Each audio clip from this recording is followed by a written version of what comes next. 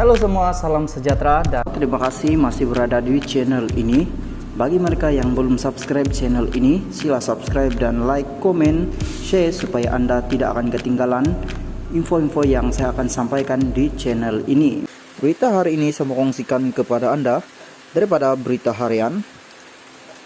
Tun Mahathir deda alasan tak bersarah politik. Duduk di masjid kerja akhirat. Putrajaya bersara dan duduk di masjid tiada dalam perancangan masa depan Tun Dr. Mahathir Mohamad meskipun tidak lagi menjadi ahli Dewan Rakyat selepas tewas di kursi parlimen Langkawi pada pilihan raya umum ke-15 PRU 15. Meskipun usianya bakal mencecah 97 tahun, pertengahan 2023, bekas Perdana Menteri tetap mahu meneruskan perjuangannya yang disifatkannya masih belum selesai, terutama bagi menyelesaikan masalah yang membelenggu bangsa Melayu. Dr. Mahathir melihat masalah membabitkan orang Melayu terlalu dekat di hatinya dan percaya usaha menyelesaikannya adalah jauh lebih penting berbanding kepentingan dirinya, termasuk atas alasan duduk di masjid untuk mengejar akhirat. Saya nak bersara daripada politik. Sebenarnya pada 2002 saya sorokkan saya letak jawatan Perdana Menteri. Saya nak bersaralah. Tapi apabila saya bersara, terdapat banyak perkara berlaku yang tidak disenangi oleh orang ramai. Mereka bertanya kepada saya, sama ada saya boleh tolong atau tidak. Dengan pengalaman 22 tahun sebagai Perdana Menteri, saya faham tentang masalah dan cara-cara mengatasi masalah. Kalau boleh tanya, boleh ke tak tolong? Tapi saya kata, sorry lah, saya nak rehat. Saya nak balik ke madrasah, nak sembayang untuk akhirat. Nampak saya utamakan diri saya lebih daripada bangsa saya. Katanya dalam temu bual bersama Bah di Yayasan Kepimpinan Perdana di sini baru-baru ini. Beliau ditanya sama ada dirinya masih relevan dalam politik negara selepas kalah teruk dan hilang deposit dalam PRU 15 atau tiba masa untuk bersara sepenuhnya daripada politik dan duduk di masjid. Dalam PRU 15, Dr. Mahathir mewakili Parti Pejuang Tanah Air Pejuang gagal mempertahankan kursi Parlimen Langkawi dimenanginya pada PRU 14. Bekas Perdana Menteri hanya memperolehi 4.566 undi sekaligus kalah kepada calon Perikatan Nasional PN Muhammad Suhaimi Abdullah yang menang dengan majoriti 13.518 undi. Mengulas lanjut, Dr. Mahathir memberi bayangan akan terus aktif dalam politik, terutama sekali hikmatnya masih diperlukan untuk membantu orang Melayu. Saya selalunya memandang masalah bangsa saya itu adalah perkara utama dalam kehidupan saya. Jadi, saya tak boleh utamakan diri saya, sedangkan bangsa saya mungkin menghadapi masalah. Kalau saya ada cara untuk mengatasi, tak baiklah kalau saya lebih utamakan kepentingan diri saya, katanya. Guys, salam sejahtera. Terima kasih masih berada di channel ini.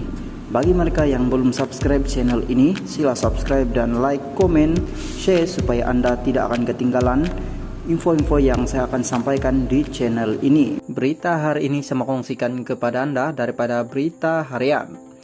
Agih bantuan RM 50 juta secara berhemat TPM. Cukai bantuan negara masing-masing RM 50 juta yang disalurkan kerajaan persekutuan kepada Terengganu dan Kelantan perlu digunakan secara berhemat untuk membantu mereka yang terjejas akibat banjir. Timbalan Perdana Menteri Datuk Seri Dr. Ahmad Zahid Hamidi berkata ia selaras dengan hasrat kerajaan yang menyalurkan peruntukan itu sebagai bantuan awal untuk meringankan beban.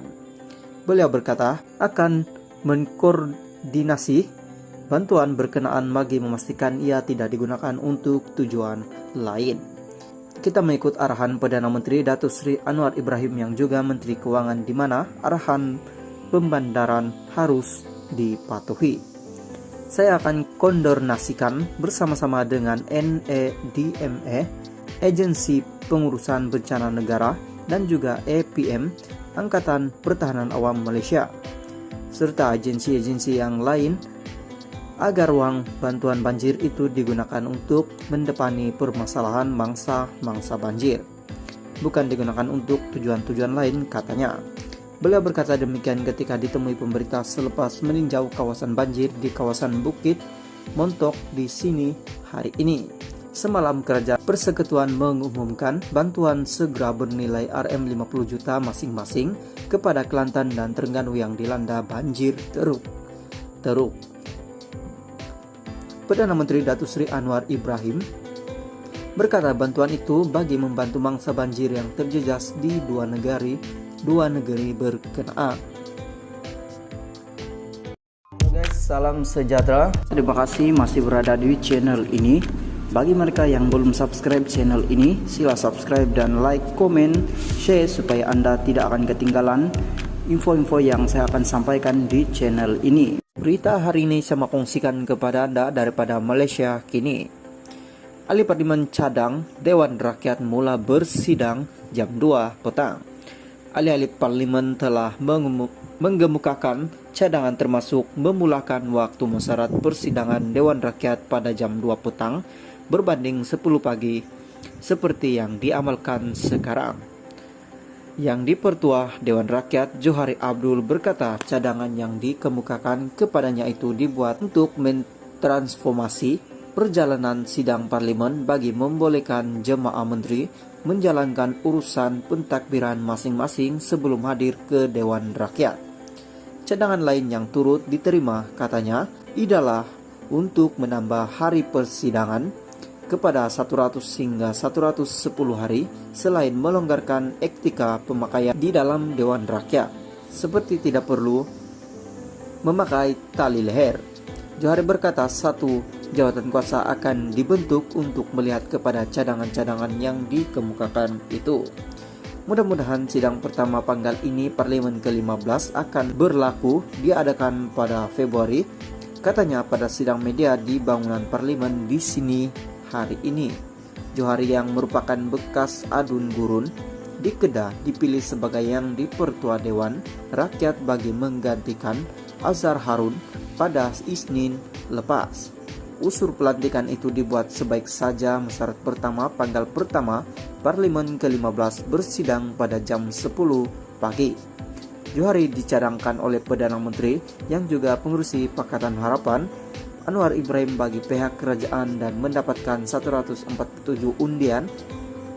undi berbanding calon daripada pembangkang bekas Menteri Dalam Negeri Muhammad Radzi Muhammad yang mendapat 74 undian.